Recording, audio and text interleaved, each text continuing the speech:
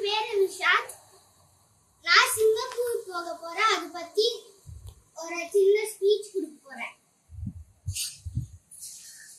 சிங்கப்பூர்ல நிறைய டாய்ஸ் இங்க வரும். சிங்கப்பூர்ல இருந்து தான் நிறைய டாய்ஸ் இங்க வருது. அங்க சிங்கப்பூர்ல நல்லா க்ளீன் பண்ணி வச்சிருப்பாங்க. அங்க நல்ல டாய்ஸ்லாம் இருக்கும், நல்ல ஜுவல்லரிலாம் இருக்கும். நாம போற விஷயம் என்னன்னா, எங்க டாடியோட ஃப்ரெண்டு தமி மக்களை பார்க்க போறோம். அதுவும் நல்லா சுத்தி பார்க்க போறோம் சிங்கப்பூர் ஃபுல்லா.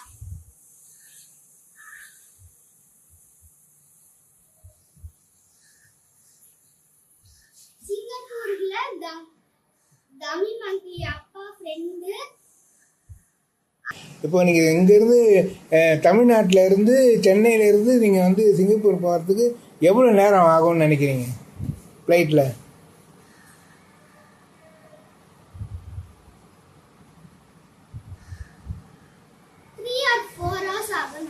Okay okay super. இங்கேருந்து சென்னையிலேருந்து சிங்கப்பூருக்கு எத்தனை கிலோமீட்டர் இருக்குதுன்னு தெரியுங்களா?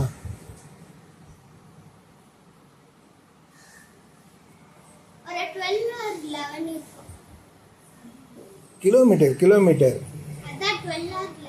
இல்லை, நீங்கள் தப்பாக சொல்கிறீங்க. 6000 கிலோமீட்டர் கிட்டத்தட்ட வரும்.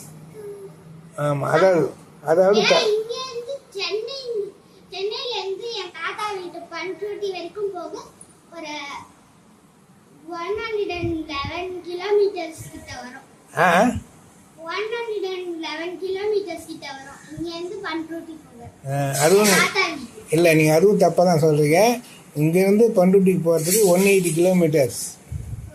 180 கிலோமீட்டர். ஓகேங்களா? சரி, இப்போது நம்ம வந்து அந்த வழியாக போக போகிறதில்ல, வேறு வழியாக தான் போக போகிறோம். சிங்கப்பூருக்கு தர வழியாக போகலாமா இல்லை விமானம் மூலமாக போகலாமா? ஸோ ஓகே, தர வழியாக போனால் எவ்வளோ கிலோமீட்டர், விமானம் மூலமாக எவ்வளோ போனால் எவ்வளோ கிலோமீட்டரு?